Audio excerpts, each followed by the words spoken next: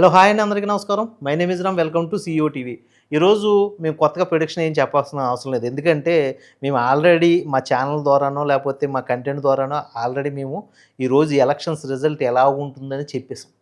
అదే ఈరోజు మీకు బయట మీడియాలో కనిపిస్తుంది.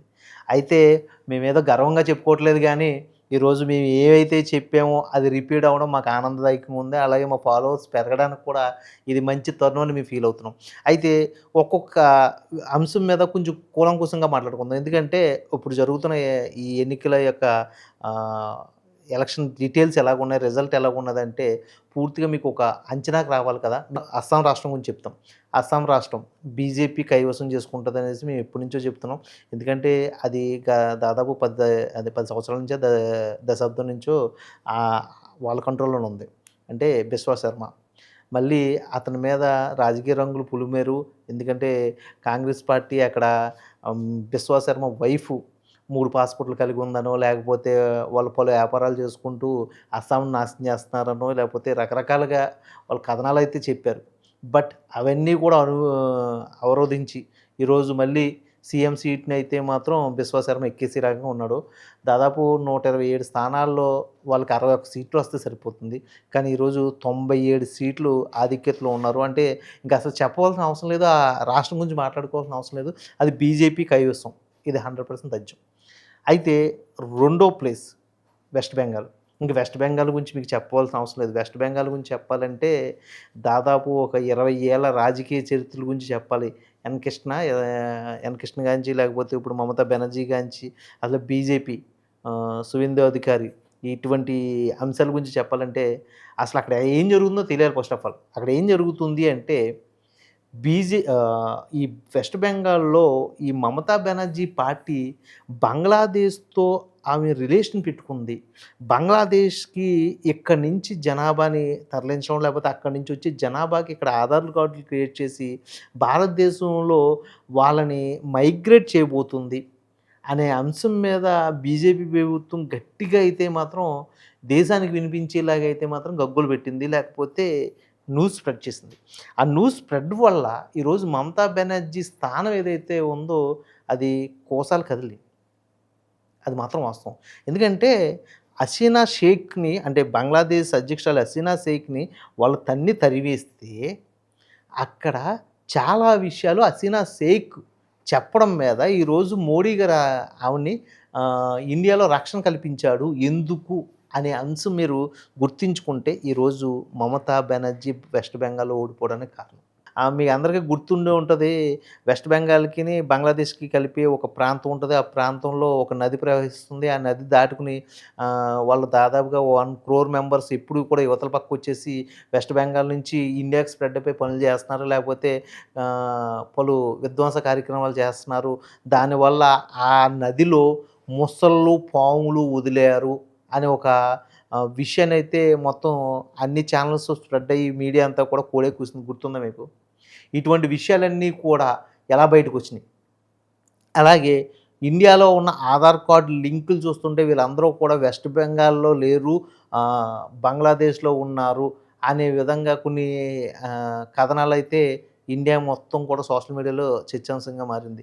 ఇయన్నీ చూసుకుంటే ఇవన్నీ పక్కన పెట్టేస్తే ఒక 2 ఇయర్స్ బ్యాక్ అనుకుంటా ఒక లేడీ డాక్టర్ హాస్పిటల్‌లో చాలా దారుణంగా హత్యకు గురైంది. దాని మీద సీఎంగా ఉండి ఆవిడి నిగ్గు తేల్చాల్సింది పోయి, ఆవిడే ఆరోగ్య శాఖ మంత్రి పదవిని కూడా తన చేతిలో పెట్టుకొని, ఆవిడే ప్లకార్డ్స్ పట్టుకొని ఇది అన్యాయం, ఇది అన్యాయం అంటూ బయట తిరిగింది. ఇది బీజేపీ చేయించింది, ఇది బీజేపీ చేయించిందని బయట తిరిగింది. ఒక స్టేట్‌కి సీఎం అయ్యుండి మీ దగ్గర CID department, police department everything అన్నీ ఉన్నా కూడా ఆ కేసుని బయటికి రానివ్వలేదు అనే ఒక కథనం ఏదైతే ఉందో దాన్ని బీజేపీ చాలా గట్టిగా వాడుకుంది. దాంట్లో అక్కడ విషయం ఏమని వినిపించిందంటే వెస్ట్ బెంగాల్‌లో చాలా వరకు కిడ్నీలు, కళ్ళు లేకపోతే ఆర్గాన్స్ అంటే గుండె అటువంటి అవయవాల్ని అమ్మేసి బంగ్లాదేశ్‌కి తరలిస్తున్నారు అనే విషయం మీద చాలా గట్టిగా అయితే వెస్ట్ బెంగాల్‌లో జనాల్లోకి ఆ కథనాలు తీసుకెళ్ళడానికి బీజేపీకి చాలా ఉపయోగం దొరికింది. లేకపోతే చాలా ఆహ్, కా న్యూస్ దొరికింది.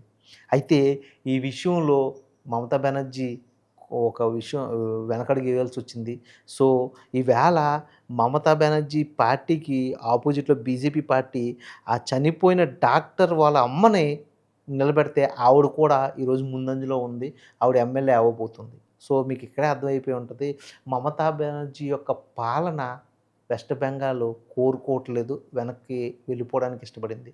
సో, ఇక మమతా బెనర్జీ రావడం కష్టం. ఇంకో గంటలో తీర్పొచ్చేస్తది. ఎలాగో ఎలక్షన్ రిజల్ట్ ఇంకో గంటలో అయితే వచ్చేస్తది.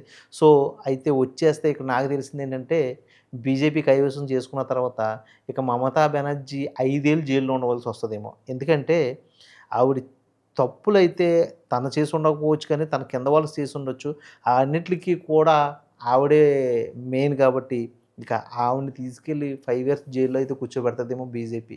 ఎందుకంటే ఇండియా వైడ్‌గా బీజేపీ ఎటువంటి స్థానాలు గెలుచుకుంటుందో మీ అందరికీ తెలుసు. ఎటువంటి పరిస్థితుల్లో కంట్రోల్ చేస్తుందో తెలుసు. సో, ఇక్కడ బంగ్లాదేశ్ మనకి శత్రు దేశంగా మారింది గత కొన్ని రోజులుగా అనే విషయం బీజేపీ గట్టిగా ఇండియాకి మొత్తం వినిపించేలా చేస్తుంది కాబట్టి, దానికి మొట్టమొదటిగా ఆ విషయాన్ని రుజువు చేయాలంటే మమతా బెనర్జీనైతే మాత్రం జైల్లో ఏయాల్సుంటుంది. అదే జరుగుతుందని నేను అనుకుంటున్నాను. మరి అది జరుగుతుందో లేదా అనేది రాబోయే రోజుల్లో మీరు చూడాలి. ఇక కేంద్రపాలిత ప్రాంతాలు పుదుచ్చేరి లేకపోతే ఇంకా మీకు తెలుసు పాండిచ్చేరి అని ఇవన్నీ కూడా బీజేపీ కైవసం చేసుకుంటది. ఎందుకంటే ఇది కొత్తగా చెప్పవలసిన అవసరం లేదు. ఏ పార్టీ సెంట్రల్‌లో ఆధిక్యతలో ఉంటుందో ఆ పార్టీకే ఓట్లేస్తారక్కడ. ఎందుకంటే తక్కువ జనాభా ఆ పార్టీయే ఆ కేంద్రపాలిత ప్రాంతాలను చూసుకుంటుంది కాబట్టి కళ్ళు మూసుకొని ఇక పుదుచ్చేరి గాని, పాండిచ్చేరి గాని ఇక బీజేపీ కైవసం అయిపోతాయి. ఇంక దీని గురించి కొత్తగా చెప్పను. అయితే తమిళనాడు చూసుకుంటే, తమిళనాడులో ఎప్పటినుంచో బీజేపీ పాగా ఎయ్యాలని దాదాపు 10 ఏళ్ల నుంచి ట్రై చేస్తుంది. 2016లో జయలలిత గారు చనిపోయిన తర్వాత నుంచి శశికళను పక్కన పెట్టించి, శశికళ పార్టీని బీజేపీ తన కూటమిలోకి తెచ్చుకుని, ఎడప్పి పళనిస్వామినో లేకపోతే పన్నీర్ సెల్వమనో ఎవరినో ఒకరిని అక్కడ సీఎం చేస్తూ చాలా గట్టిగా అయితే బీజేపీ అక్కడ ముందంజలోకి రావడానికి లేకపోతే సీఎం సీట్‌ని కైవసం చేసుకోవడానికి గట్టిగా ట్రై చేసింది. అయితే అనూహ్యంగా అక్కడ తమిళియన్స్ ఎప్పుడూ కూడా ఆహ్, ఒకటి ఆలోచిస్తారు. అదేంటంటే తమిళియన్స్‌కి యొక్క ఆలోచన రీతి ఎలాగుంటదంటే, మనలో మనం కొట్టుకున్నా పర్లేదు కానీ బయటోడొచ్చి నిలబడితే మాత్రం మనమంతా ఏకమైపోవాలనేసి తమిళియన్ యొక్క నినాదం ఏదైతే ఉందో, ఆ నినాదంలోనే డీఎంకే పార్టీకి 2021లో అయితే సి సీఎం పదవిని కైవసం చేశారు.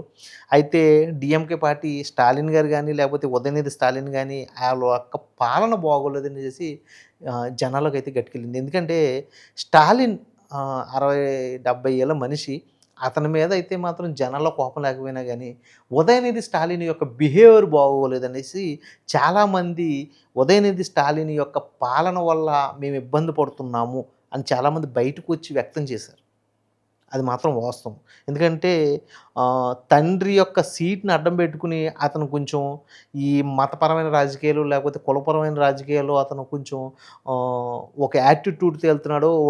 వన్ సైడ్‌గా వెళ్తున్నాడు అనే విధానాన్ని చాలా గట్టిగా అయితే మాత్రం అక్కడున్న జనాలైతే నమ్మారు. సో, దానివల్ల వాళ్ళు ఏదైనా థర్డ్ ఫ్రంట్ గురించి లేకపోతే ఒక థర్డ్ పార్టీ ఏదైనా వస్తే బాగుండు లేకపోతే ఈ కూటమికే మద్దతు ఇవ్వాల్సి వస్తదా అని అనుకునే టైంలో విజయ్ గారిని ఎవరు నిలబెట్టారు? విజయ్ ఎనకాల ఎవరున్నారు? అనేది ఇంకా బయటికి రాకపోయినా గానీ, విజయ్ పార్టీ బయటికి రావడం, టీవీకే పార్టీ బయటకొచ్చి విజయ్ జనాల్లోకి వెళ్ళి తన యొక్క మేనిఫెస్టోని వివరిస్తూ, తన యొక్క భావజాలాన్ని వివరిస్తున్న సమయంలో విజయ్‌నైతే మాత్రం చాలా గట్టిగా వ్యతిరేకించే విధంగా సెంట్రల్‌లో సీబీఐ ఇబ్బంది పెట్టింది. అలాగే స్టేట్‌లో ఉన్న డీఎంకే పార్టీ ఇబ్బంది పెట్టింది. మీకు 2 పార్టీలు కూడా అతన్ని ఇబ్బంది పెట్టిన ఏ రోజు కూడా 2 పార్టీలని అతను తిట్టలేదు, విమర్శించలేదు. నన్ను తిడుతున్నారు గుర్తుపెట్టుకోండి నేనొచ్చి నిరూపిస్తాను అన్నాడు తప్ప ప్రధానమంత్రి మోడీని వ్యక్తిగతంగా తిట్టలేదు. అలాగే డీఎంకే పార్టీని వ్యక్తిగతంగా తిట్టలేదు. కానీ ఒకళ్ళని మాత్రం అతను సీరియస్‌గా తిట్టాడు. అతని పేరే ఉదయనిధి స్టాలిన్. ఓకే. ఈ ఉదయనిధి స్టాలిన్ అనే యువకుడు ఎవరైతే ఉన్నాడో అతను తమిళనాడు రాజకీయాల్లో అతను కొంచెం అగ్రెసివ్‌గా ఎళ్తున్నాడు. అతని పాలన అయితే బాగోలేదు. అతని యొక్క యాటిట్యూడ్ బాగోలేదు. తండ్రి షర్ట్ వేసుకొని అతను చేస్తున్న అరాచకాలు నచ్చట్లేదు అనేసి విజయ్ గారైతే చాలా సార్లు బహిరంగ సభలో చెప్పాడు. సో, దానివల్ల ఈరోజు విజయ్ తమిళనాడు మద్దతయితే చాలా గట్టిగా పెరిగిపోయింది. ఆ మద్దతు పెరిగిపోవడం వల్ల ఈరోజు విజయ్ ఇటువంటి స్థితిలోనూ లేకపోతే ఇన్ని స్థానాలు కైవసం చేసుకోవడానికి ఉపయోగపడిందని నేను అనుకుంటున్నాను. సో, నాకు వచ్చిన సమాచారం ప్రకారం ఇప్పుడు విజయ్ 118 స్థానాల్లో కూడా లీడ్‌లో ఉన్నాడంట. బట్ అక్కడ చూపిస్తుంది ఏంటంటే 100-115 స్థానాలు మాత్రం లీడ్‌లో ఉన్నారని చూపిస్తున్నారు. సాయంత్రానికి డిక్లేర్ అయిపోతుంది విజయ్ సీఎం గారనేసి. ఇక విజయ్ గారి మేనిఫెస్టోలు పక్కన పెట్టేస్తే విజయ్ సీఎం అయిన తర్వాత ప్రతీకారం తీర్చుకుంటాడా? లేకపోతే ప్రజల వద్దకు పాలన బాగా తీసుకెళ్తాడా? అయితే విజయ్‌కి ఆంధ్రాతోనూ, తెలంగాణతోనూ ఎటువంటి సంబంధాలు ఉన్నాయని చూస్తే విజయ్‌కి ఆంధ్ర, తెలంగాణలో ఎవరితో సంబంధాలు ఎక్కువగా ఉన్నాయంటే ఇటు కేసీఆర్ గారు, అటు జగన్ గారు. వీళ్ళిద్దరితోనూ మంచి క్లోజ్ ఫ్రెండ్‌షిప్ ఉంది విజయ్‌కి. సో, దానివల్ల విజయ్ గారు మరి ఇప్పుడున్న ప్రెజెంట్ 2 పార్టీలకి అతను వ్యతిరేకమని నేను అనుకుంటున్నాను. సో, దానివల్ల తమిళనాడులోంచి రాజకీయాలు ఏదైతే ఉన్నాయో అవి ఆంధ్ర లేకపోతే తెలంగాణను కొంచెం ఇబ్బంది పెట్టే పరిస్థితికి వస్తదేమో మరి. రాబోయే రోజుల్లో చూడాలి.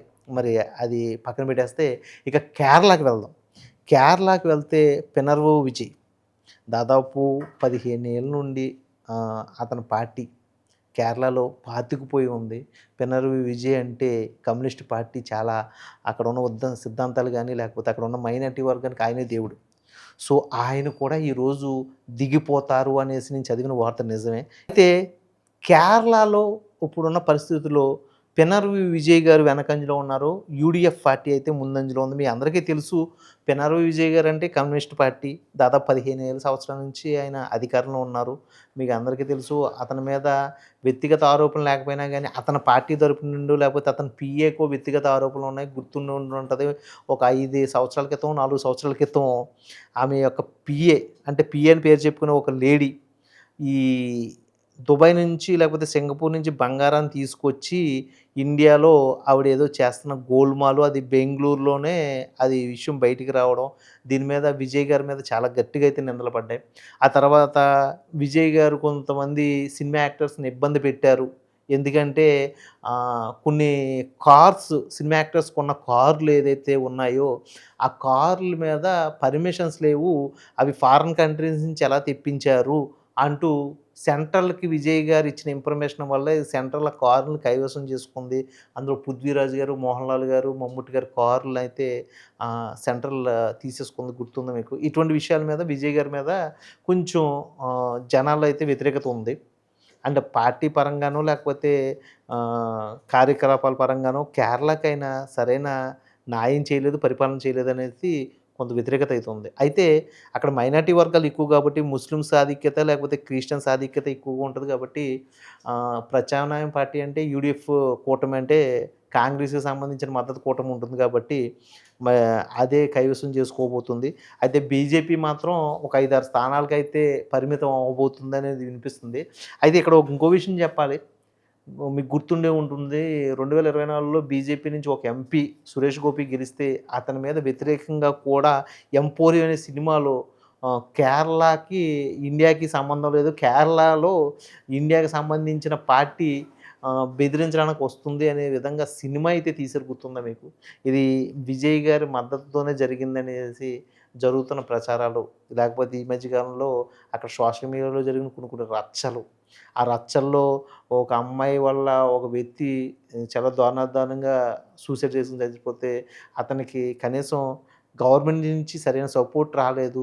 ఆ వ్యక్తి అమ్మాయి ఎవరైతే ఉందో ఆ అమ్మాయి ముస్లిం కాబట్టి ఆ ముస్లిమ్స్‌కే మద్దతు తెలిపారు. అక్కడ హిందూ వ్యక్తులకి గాని, హిందువులకి గాని అటువంటి బలం లేదు అనే విధంగా అయితే చాలా విషయాలు వినిపించాయి. మీకు అందరికి గుర్తుండి ఉంటది. ఇది కొత్తగా నేను చెప్పాల్సిన అవసరం లేదు.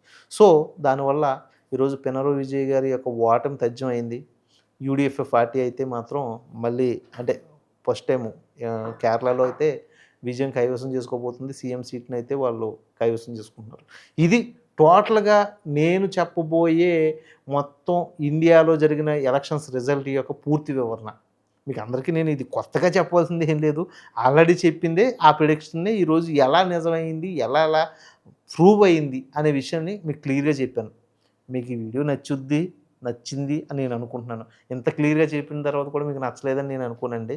అయితే నచ్చితే ఫస్ట్ ఆఫ్ ఆల్ సబ్స్క్రైబ్ చేయండి. అలాగే లైక్ చేయండి. మీ ఫ్రెండ్స్‌కి ఫార్వర్డ్ చేయండి. మరో మంచి కంటెంట్‌తో మీ ముందుకు రావాలి అంటే ఫస్ట్ ఆఫ్ ఆల్ నన్ను సబ్స్క్రైబ్ చేస్తారని కోరుకుంటున్నానండి. సో, మరో మంచి కంటెంట్‌తో మీ ముందుకు వస్తాను. అప్పటి వరకు సైన్ ఔట్ మీరు.